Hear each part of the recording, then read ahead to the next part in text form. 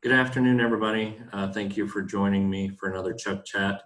I want to thank everybody for their compliments with regard to our service and our leadership and our continued commitment to you and keeping you healthy and each other healthy. Also, thank you for cooperating with the precautions in place and all of the restrictions. I know it's getting harder and harder to be kind of locked in like this, but it is absolutely necessary.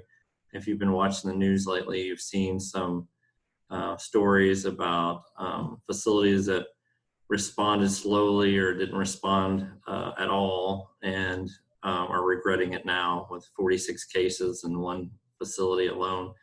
We managed to keep this thing out of Westminster for the most part. I'd like to continue to get your cooperation in that.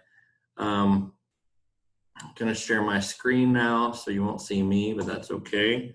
Always like to start off with a little humor. So hopefully you'll enjoy that. Let's see. There's our first cartoon showing some Purell sanitizer being used by the federal government and the recommendations of masks. And COVID-19 being congratulated by the toilet paper industry. Keep up the good work. And a gentleman on the corner selling masks, sanitizers, and toilet paper, and a description of the shortage in the paper. And then I've experienced this myself. I sneezed the other day and people started running. So relax, people, it's just allergies. We're getting temperature screened and everything else when we come into the building. So stop touching your face. Although you want to cover your eyes with your hands at looking at today's stock market report, stop looking at it. That's what I'm trying to do. And then, did anyone bring any food? A lot of thought being made to toilet paper, but now shortages of food supply are starting to occur. So in the country, I think we're doing pretty well still. Have had a little bit of a limited menu, but still doing pretty well with most of our food supplies. Just being a little funny there. COVID-19 in Westminster update. Oh, you will notice that I wore a Whataburger hat today for my son. It's a hat day, spirit day, so I'm wearing my hat.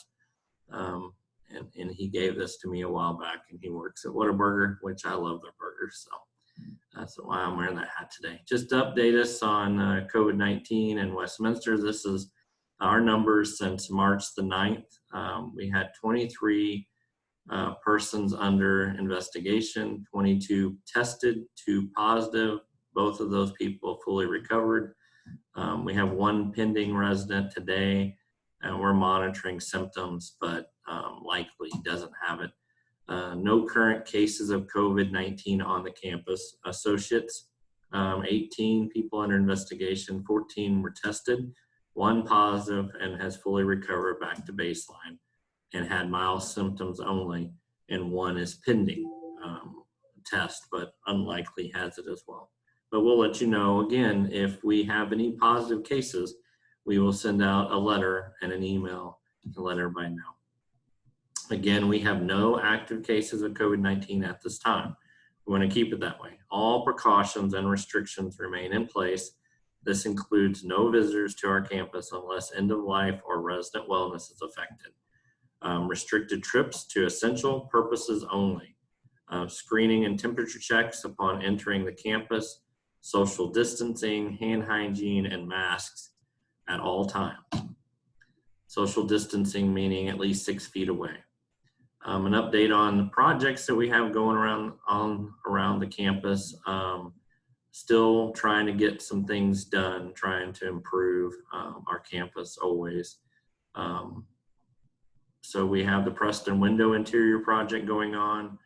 The Carlisle expansion is starting, completed projects. So I'll go over those. You might have noticed the reseal of the parking lot and painting. Preston lobbying dining room remodel is going on, and then Preston carpet is still pending. At this point, interior window project, we've approximately 133 apartments completed. 121 apartments left. Only limited Dingwall crew is being allowed on the campus, and Sensational Solutions installation of interior film is on hold for the time being until we lift the restrictions. The Carlisle expansion is a little behind schedule. We're working through the financing right now, an all bank deal being worked on for financing the project, and we think that we may achieve less than 3% interest on that deal. Expedited construction permit review is underway currently. We hope to receive a permit soon. Work has begun, if you haven't noticed, on the marketing drive and off-site parking. We've been mentioning this over the last couple of weeks. 100% of the charter members still on board and ready to move in when completed. We reached out to every one of those people to confirm that recently. And a virtual groundbreaking event is scheduled for May the 27th. We'll do some events for the associates and the residents, the current residents, but this virtual groundbreaking will be primarily charter members. Construction start is hopeful for June, maybe the end of June at this point. Projects update, again, reseal parking lot was completed. This is a project that we've had coming down the pipeline for quite a while. We also repainted and repaired the parking lot where it was damaged. We also installed a concrete ramp on the west side, which improved its ADA accessibility on that side. Preston lobby and dining room, Preston carpet replacement, we'll talk about that. Parket water management projects are pending, engineer. We're still doing some water softening projects this year on the campus, and we're working on the plans for those now. Preston lobby, much of the painting, the wall work has been completed. Furniture has been ordered. It's 10 to 12 weeks lead time on that furniture, so apologize for that, but that's kind of COVID related. A lot of manufacturers had to shut down, and then they're just now opening up again. Art has been selected with resident committee, and that art has been ordered, and it's probably about the same amount of lead time. As soon as it's in, though, we'll start hanging that up. The carpet, the flooring will be replaced. I'm not sure on the lead time for that yet. We're checking on that. Preston carpet replacement. Again, we engaged Studio 65, the interior designer for the Carlisle building, to help us with the selection. We also got some resident comments, so we're pending a new sample. We're trying to achieve some cost savings for using the same carpet as the Carlisle. We're trying to determine what that carpet's going to be. And we will be doing an accent wall painting in the Preston on each floor. We'll have a different color, and we're working on that as well. We'll be doing that with our own subcontractor, Valente, and our own crew, Rodney, most likely. You may have noticed the 3 pecan trees removed from the Preston courtyard, and they were replaced with 2 red oak trees. Just want to take this moment to say, take some time to enjoy the beautiful courtyards and the oaks canopy in front of the Preston. Those are really, they're all in bloom right now, and really are starting to look very nice, so enjoy those. This is a snapshot of the marketing driveway work when it's completed.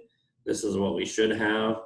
I have asked for them to consider chopping off a little bit of this concrete here to try and make this a smoother transition into the drive. Hopefully we'll be able to do that. I have not got an answer. I think there's an accessibility issue that might have to be worked through, so we'll check on that. But we're working on it. It will be much improved regardless. This is an idea of what the construction fencing will look like. I talked about this last week, but I just thought I'd show this slide yet again.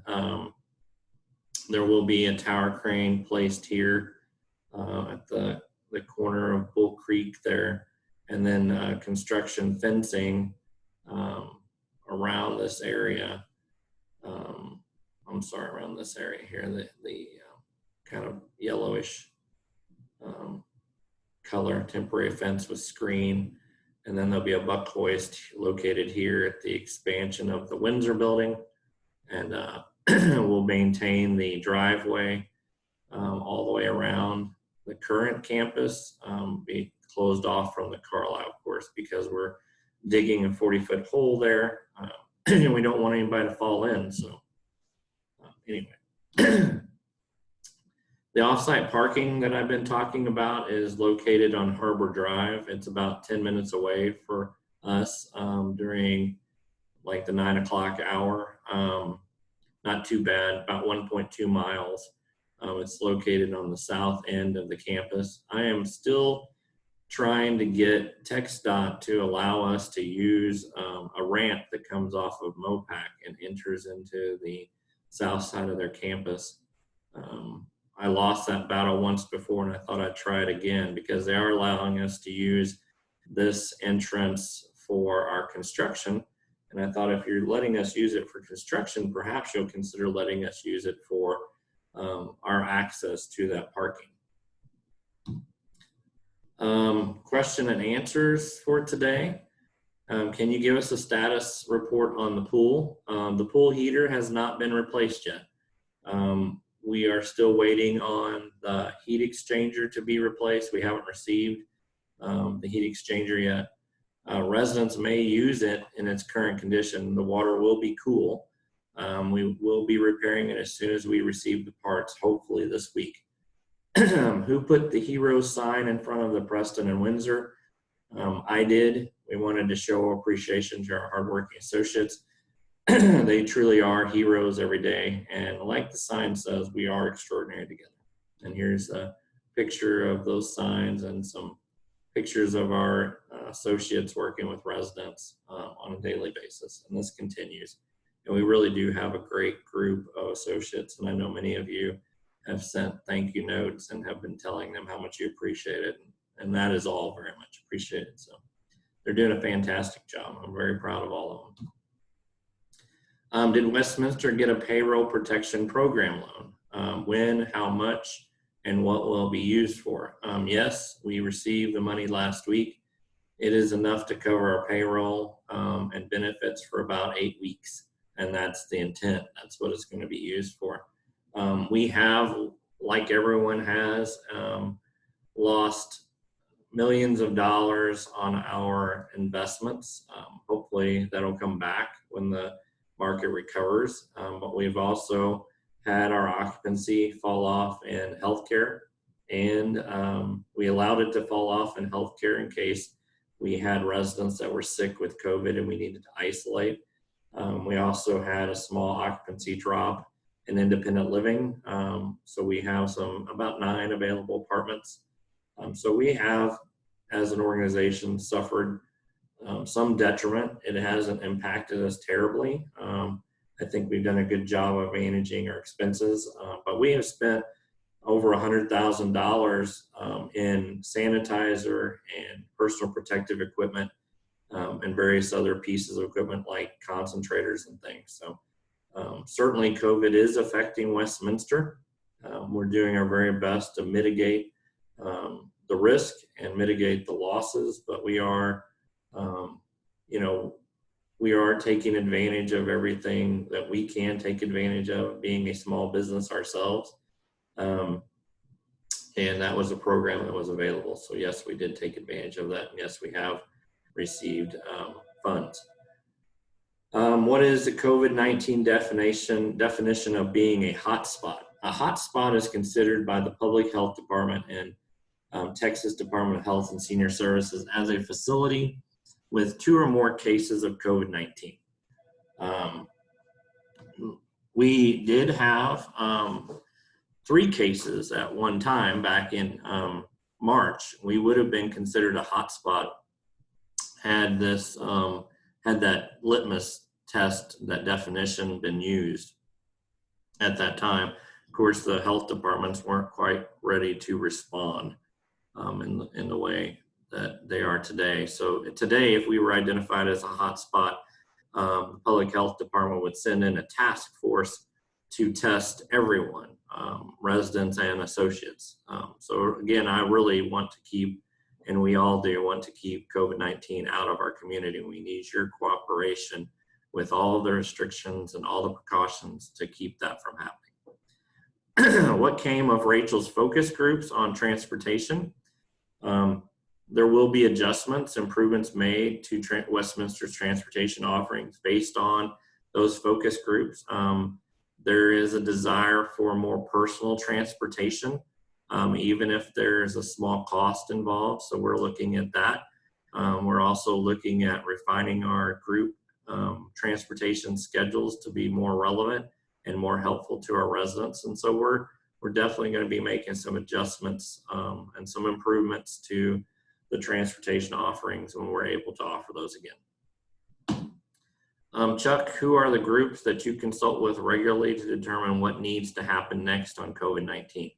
What types of experts are on these calls? I have a conference calls and Zoom meetings daily and weekly with various groups, including LCS, which is our management company, as most everybody knows, Leading Age National in Texas, Leading Age, as well as Department of Health and Senior Services, Austin Department of Public Health, Center for Medicare and Medicaid Services, etc. I mean, there's lots. I have conference calls daily with many organizations. The experts include infection control specialists, resource team members. For every LCS, every department within Westminster, there's an LCS resource team. So I have those people often on calls. That includes every department: food and beverage, environmental services, accounting, food and beverage. I said that already.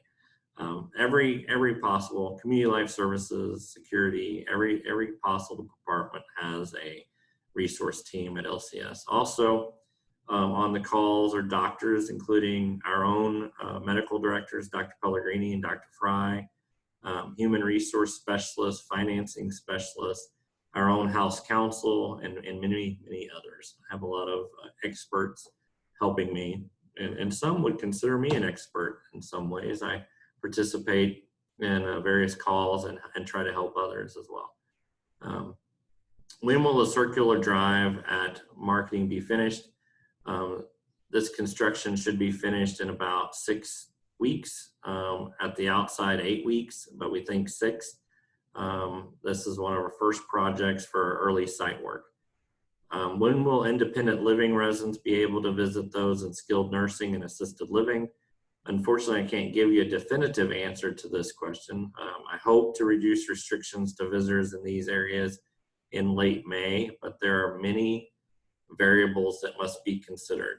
Certainly, our ability to keep COVID-19 out of our campus is prime among those, and your cooperation to all of the restrictions and precautions that we currently have in place will enable us to release those restrictions, or at least reduce those restrictions the faster.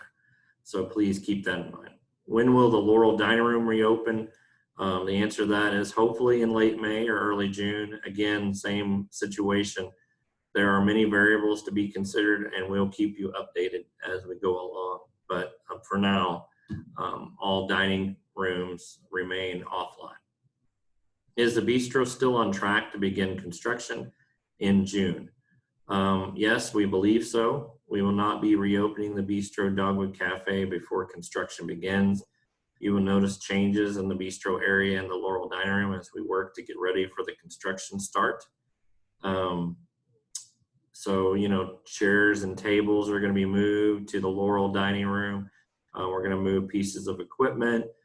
We won't be able to open the Bistro Dining Room before construction begins. There's just really no reason to do that. At most, we would get a couple weeks of use out of it if we're able to reduce or minimize the current dining room restrictions. The best we would do is maybe 2 weeks. It's really not worth it. So we're going to move all of those folks to the Laurel Dining Room and begin services there. Will there be a shredding day scheduled? We do have a shredding day scheduled for Friday, September the 11th. I believe the hours are 10 a.m. to noon. In the meantime, there are shredders located in the mail rooms, so I invite you to use those.